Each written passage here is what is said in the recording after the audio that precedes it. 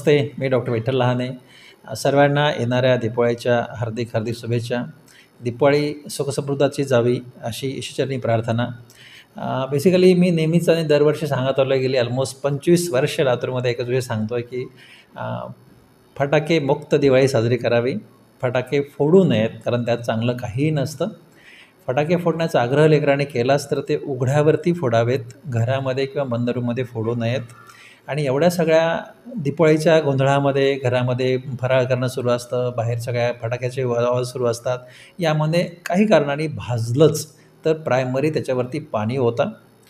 पाणी ओतणे हे सगळ्यात चांगला इलाज आहे. ती ज्या ठिकाणी आग लागली ती आग पाण्याने विझवा.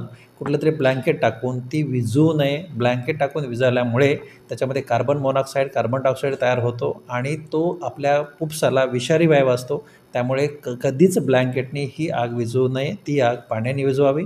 आणि काहीही अघोरी लावू नका. बरेच लोकं कोलगेट लावतात, मेहंदी लावतात, शाई लावतात. त्याच्याही पलीकडे आजकाल लोकं मिरचू लावून येतात. असं का करतात देवालाच माहिती आहे. पण असं काहीही अघोरी इलाज करू नका. पाणी ओता आणि नजीकच्या एखाद्या तज्ज्ञाचं ओपिनियन त्याच्यावरती घेऊन योग्य ट्रीटमेंट करावी.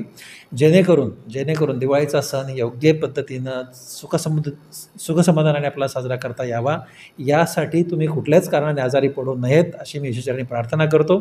आणि पुन्हा एकदा कुणीतरी चांगलं काम करावं अशी अपेक्षा करताना आपल्या घरातून चांगलं काम का करायचं नाही, कुठला तरी चांगला निर्णय, चांगली कृती, चांगली प्रवृत्ती आपण का निर्माण करायची नाही, असा एक संकल्प यावर्षी करूया. आणि फटाकेमुक्त दिवाळी साजरी करण्याचा आपण सगळेजण संकल्प करूया, जेणेकरून पर्यावरणाचं संवर्धन होईल अशी तुमच्याकडनं मी अपेक्षा करतो. धन्यवाद. आणि लहाने हॉस्पिटल विठ्ठल लहाने आणि लहाने कुटुंबियाच्या वतीनं आपल्या सर्वांना शुभेच्छा देतो. धन्यवाद. थँक्यू.